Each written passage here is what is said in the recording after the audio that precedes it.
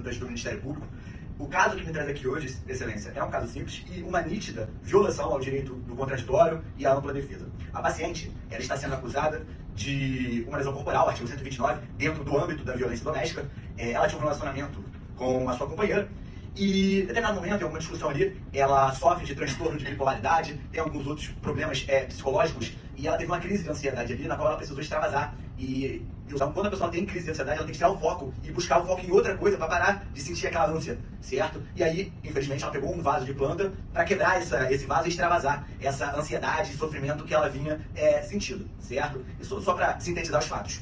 Ocorre que essa paciente, ela vinha sendo assistida pela Defensoria Pública. A Defensoria Pública do Estado do Rio de Janeiro, ela exerce um excelente serviço, contudo, ela não tem a acessibilidade ao cliente como um advogado privado. Então a assistida, ela buscou o escritório desse patrono para conversar e ver o que dava para ser feito, e ela narrou que em nenhum momento ela conseguiu marcar uma reunião com a defensora para narrar desses problemas psicológicos. E a partir do momento que a assistida, agora a paciente, narrou essa situação, que ela vem fazendo acompanhamento com o psiquiatra, vem fazendo tratamento psicológico desde 2020 até a data de hoje, ao meu sentir, seria o caso, talvez, de um incidente de sanidade mental para apurar se, à época dos fatos, a assistida, a paciente, ela teria total capacidade de entender a ilicitude do fato, certo? Então, diante desse contexto, com toda a prova, na hora de argumentar o requerimento do incidente de sanidade mental, foi feito um requerimento para o juízo, ora, a autoridade coatora, requerendo que fosse feito um incidente de sanidade mental para apurar se de fato a paciente tinha algum problema que pudesse afetar a sua capacidade cognitiva ou não.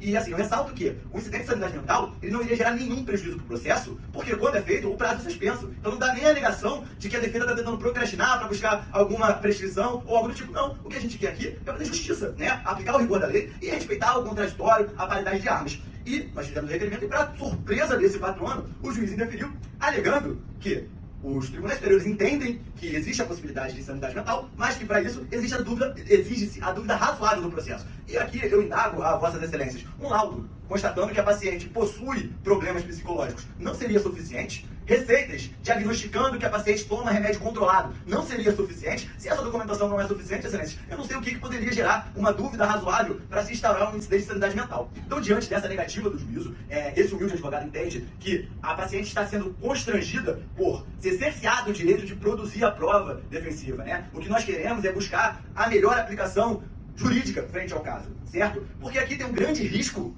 de uma pessoa ser condenada e ela ser inimputável. E isso aqui fere de morte o nosso sistema jurídico. Então, diante dessa situação, a defesa vem aqui demonstrar a Vossas Excelências a necessidade de produção de prova, respeitando aqui o sistema acusatório, né, onde a parte acusatória tem a possibilidade de produzir as provas, a parte defensiva tem a possibilidade de produzir as provas, e ao final o magistrado vai apurar e ver qual sentença ele irá prolatar frente ao caso. Então, nesse sentido, nós juntamos algumas jurisprudências demonstrando que o incidente de sanidade mental ele pode ser arguído a qualquer momento, inclusive na execução penal. Então não há que se falar que, após a instrução e julgamento, não há como se produzir prova, porque esse é um direito objetivo do réu. O réu tem o direito de demonstrar sua capacidade cognitiva frente ao caso, né? Para a gente não ter nenhuma ilegalidade, não condenar uma pessoa inimputável, não ter, não aplicar uma pena a uma pessoa que precisa de um tratamento. Então, frente a essa decisão, a defesa requer a Vossas Excelências a concessão da ordem para que possa produzir uma prova e verificar qual será o melhor caso a ser aplicado frente ao processo apresentado ao Tribunal de Justiça. E aqui nós ressaltamos novamente que não vai ter nenhum prejuízo à produção dessa prova, uma vez que o prazo prescricional é suspenso. Inclusive, houve a manifestação da douta Procuradoria também, concordando com a produção probatória para que se evite nulidade, num possível cerceamento de defesa. E, por fim, eu trago um julgado do Gilmar Mendes, o HC